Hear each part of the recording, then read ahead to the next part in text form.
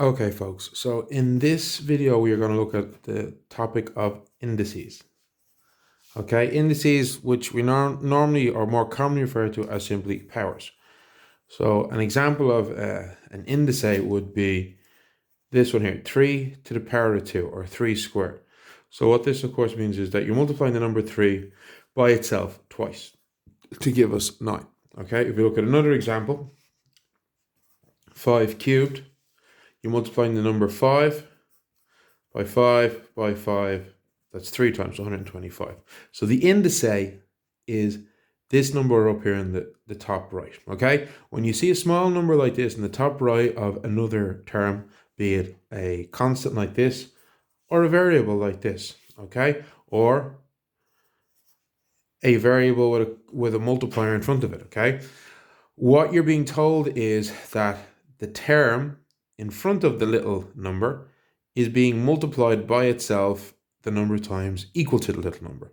So here, the term in front of the little number was 3, the little number was 2, so we're saying it's 3 by itself twice, 5 by itself 3 times, x by itself twice, 3y by itself twice. So note in this example here, it's 3y by 3y. It's not 3 by y by y. That would be wrong. Okay, it's the entire term to the power. Okay, so what we're going to talk about now, however, is some of the laws for indices. And what we mean by that is, what do you do if you have a sum that has powers or indices in various different terms in the sum? How can we deal with that? All right, so if you look at our first example here, I have 3 squared times 3 to the power of 3. Well, how could we do this sum? All right. Well, if you want to do it at the long way, we could say, well, all right, 3 squared is 3 by 3. And 3 to the power of 3 is 3 by 3 by 3. So I could rewrite this sum, 3 squared times 3 cubed, as 3 by 3 by 3 by 3 by 3. Okay. How many have I got here now? I have 5. So the final answer would be 3 to the power of 5. By the way, most of these questions, when you have these powers and you're asked to do a sum like this, they don't expect you to then give them the final answer, like in its fully completed form. We don't care about that, okay? We want to know the simplified indice form of the power, or of the answer, okay? So we're looking at another example here, okay? X cubed by x cubed. Well, x cubed is x by x by x. And we have another x by x by x. So I now have 1, 2, 3, 4, 5, 6 multipliers of x. So the final answer will be x to the power of 6. So what I hope you would see now is the pattern that's beginning to emerge. And the pattern is that when we multiply powers,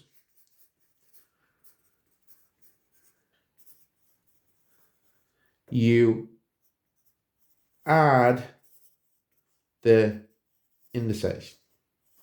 Okay, so when we're multiplying two numbers that have indices to get our answer in a simplified form, you simply just need to add the indices.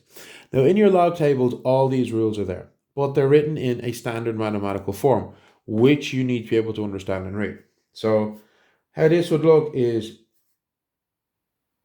something like a to the power of x by a to the power of y is equal to a to the power of x plus y. And another thing that's very important that I forgot to mention here, okay, multiply powers, okay, this rule only works if the big term is the same, all right?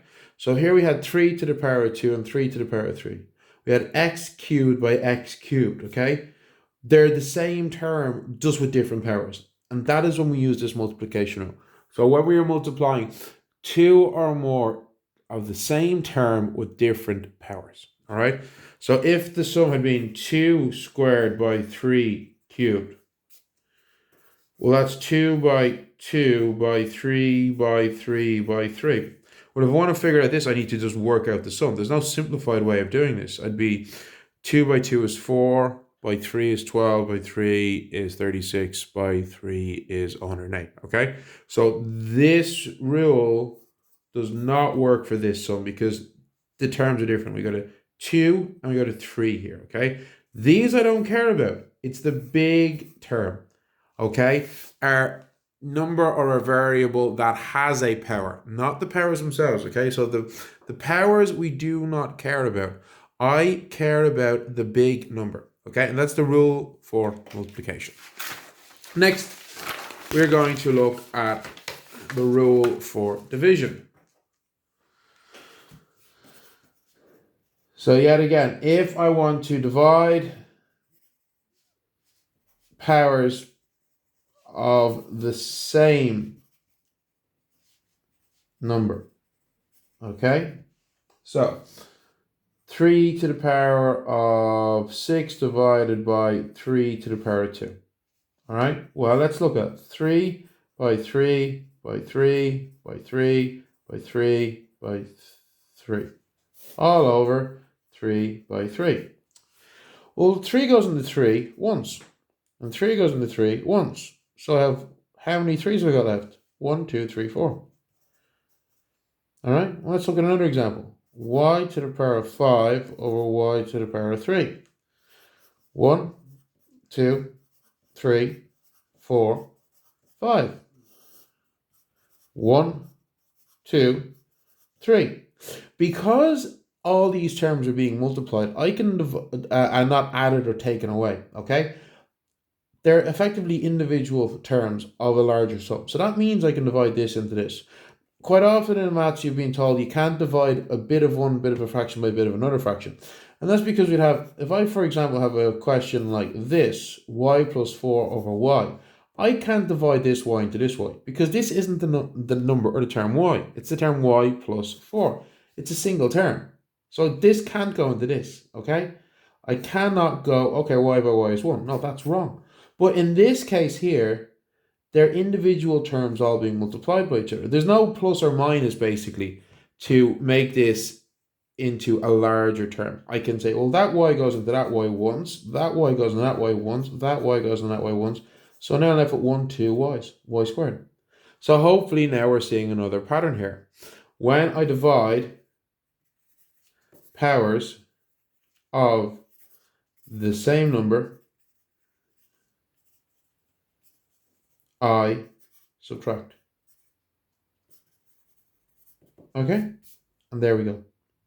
So how this would look in your log tables is something to the effect of a to the power of x over a to the power of y is equal to a to the power of x minus y.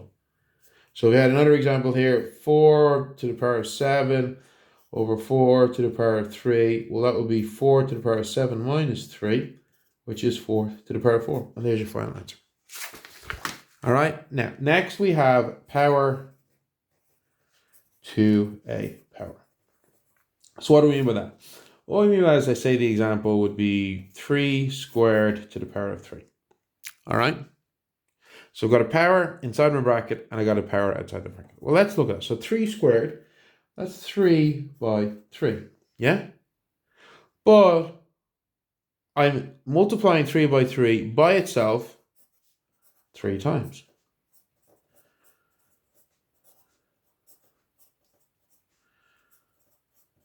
Okay? How many 3's have I got, folks?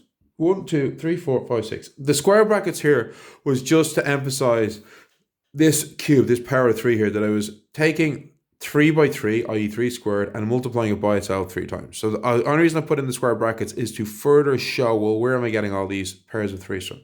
Or these 3 pairs of 3's from that power of 3. So 1, 2, 3, 4, 5, 6. All right. Let's look at another example here.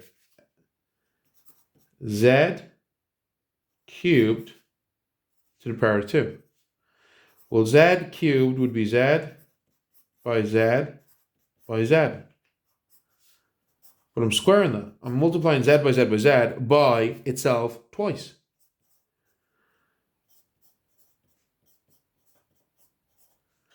How many Z's have we got? We have 6. Again. So hopefully we are seeing the pattern.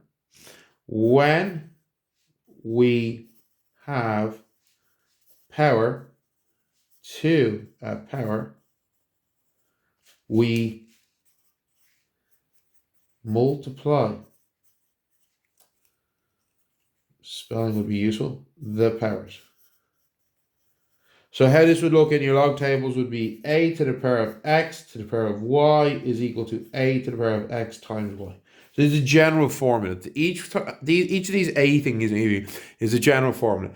In the state exam, when you have your tables in front of you, you're looking up, this is what you're going to see. Not anything like this. This is the general form. So if we look at a simple example, 4 to the power of 3 to the power of 3 will be the same as 4 to the power of 3 by 3, which is 4 to the power of 9. Okay?